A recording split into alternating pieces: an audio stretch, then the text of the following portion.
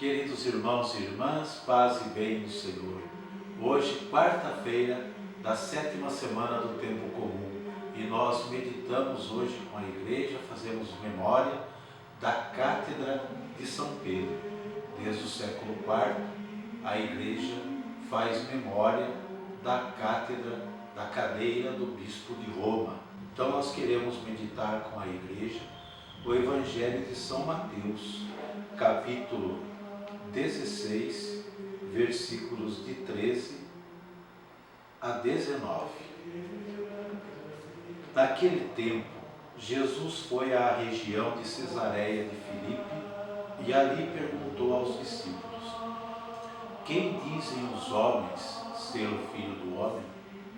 Eles responderam: alguns dizem que é João Batista, outros que é Elias, outros ainda que é Jeremias ou alguns dos profetas. Então Jesus lhes perguntou: e vós, quem dizeis que eu sou? Simão Pedro respondeu: tu és o Messias, o Filho do Deus vivo. Respondendo, Jesus lhe disse: feliz és tu, Simão, filho de Jonas, porque não foi um ser humano que te revelou isso, mas o meu Pai que está no céu. Por isso eu te digo que tu és Pedro, e sobre esta pedra construirei a minha igreja, e o poder do inferno nunca poderá vencê-la. Eu te darei as chaves do reino dos céus. Tudo que tu ligares na terra será ligado nos céus. Tudo que tu desligares na terra será desligado nos céus. Palavra da salvação. Glória a vós, Senhor. Meus irmãos, a festa de hoje que nós celebramos com a Igreja, fazendo memória, como disse no início, da Cátedra de Pedro. E nós temos o Evangelho, no qual Jesus pergunta para os seus discípulos, aqueles que estão mais íntimos com ele, qual é a opinião do povo a respeito dele? Que imagem o povo tem de Jesus? E a resposta é diversa.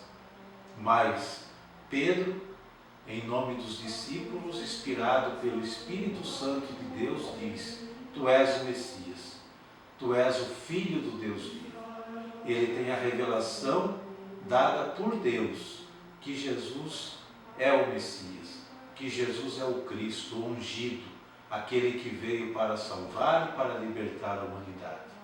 Naquele instante, Jesus institui a sua igreja, e a sua igreja então vai ser a porta-voz de Jesus. A sua igreja vai ser a porta da salvação para que todos entrem e se salvem e cheguem ao conhecimento da verdade.